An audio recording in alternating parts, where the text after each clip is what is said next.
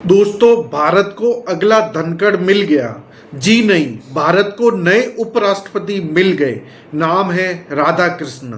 कोयम्बटूर से सांसद रह चुके, महाराष्ट्र के राज्यपाल रह चुके, क्योंकि अब वो राज्यपाल पद से इस्तीफा देंगे और उसके बाद देश के उपराष्ट्रपति पद की शपथ लेंगे। जगदीप धनखड़ का नाम सिर्फ इसलिए याद आ गया क्योंकि उनका ये टर्म था 2022 में जब वो चुनाव जीते थे। उस वक्त उनकी जितनी ताकत थी, उस ताकत से कमजोर होकर नए उपराष्ट्रपति पद को एनडीए के सांसदों ने चुना है। एनडीए के सांसद एकजुट रहे, लेकिन कौन एकजुट नहीं रहा, ये एक बड़ा सस्पेंस हो गया है।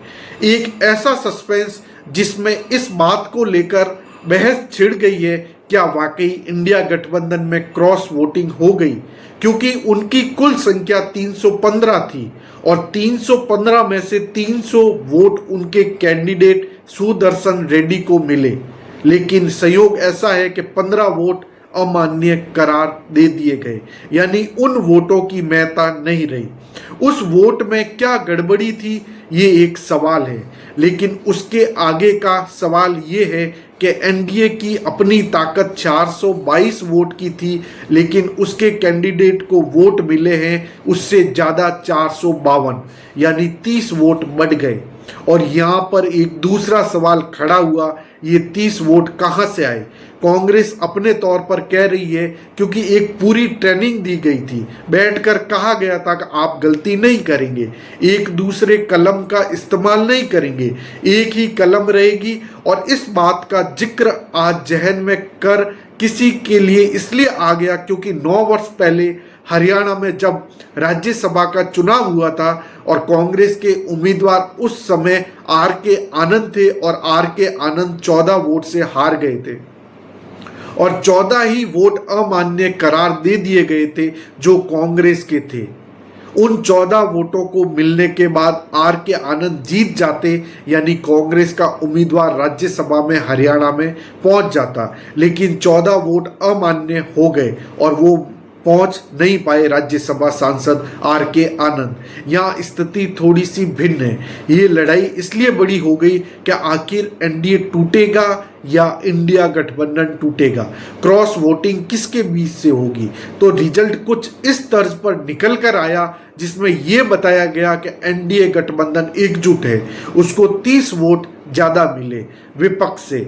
और विपक्ष की कतार में इंडिया गठबंधन के बाहर जो सांसद है उसमें कुछ निर्दलीय भी हैं। और अगर इंडिया गठबंधन के भीतर झांकेंगे तो उसमें कम से कम 4-5 नेताओं के नाम निकल कर आएंगे। अगर इंडिया गठबंधन के बाहर आप देख रहे हैं तो उसमें YSR जगनमोहन रेड्डी उनकी मौजूदगी है और माना गया कि उनका वोट भी मिल गया होगा।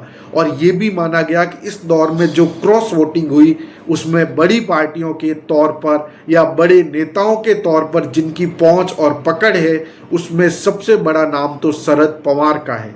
शरद पवार एक ऐसे पॉलिटिशियन हैं जो अपने हिसाब से अपनी बिसात ऐसी बिछाते हैं कि उसमें सब फिट बैठ जाए।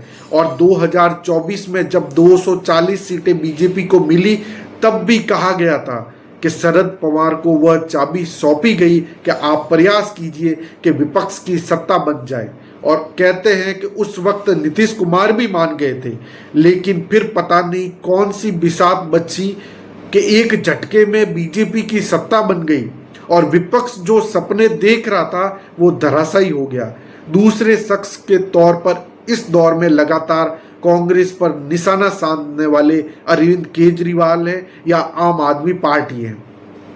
आम आदमी पार्टी जानती है कि पंजाब में चुनाव है और पंजाब में उनके सामने कांग्रेस खड़ी है और वहाँ बीजेपी उतनी ताकतवर नहीं है, तो आम आदमी पार्टी अपनी ताकत का एहसास कैसे कराएगी?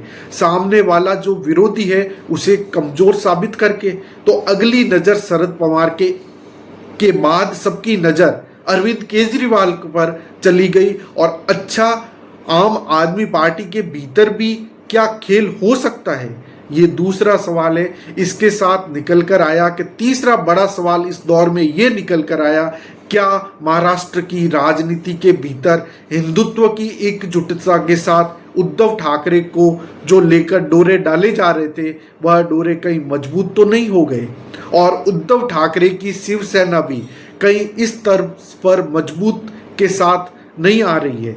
तो जहां पर भी ये लगने लगे, क्योंकि इंडिया गठबंधन की ताकत अगर कहीं छुपी हुई है तो वह कांग्रेस की ताकत में छुपी हुई है, और कांग्रेस के नेता राहुल गांधी की छवि इंडिया गठबंधन की अगुवाई करने से आगे बढ़कर विपक्ष के नेता से आगे बढ़ने को लेकर एक राष्ट्रीय छवि हर राज्यों के भीतर इस तरीके से उभरी है, जहां कल तक आपस में टकराते थे, चाहे वो आरजेडी हो, चाहे वो समाजवादी पार्टी हो, चाहे वो शरद पवार महाराष्ट्र में बैठे हो, चाहे उद्धव ठाकरे महाराष्ट्र में बैठे हो।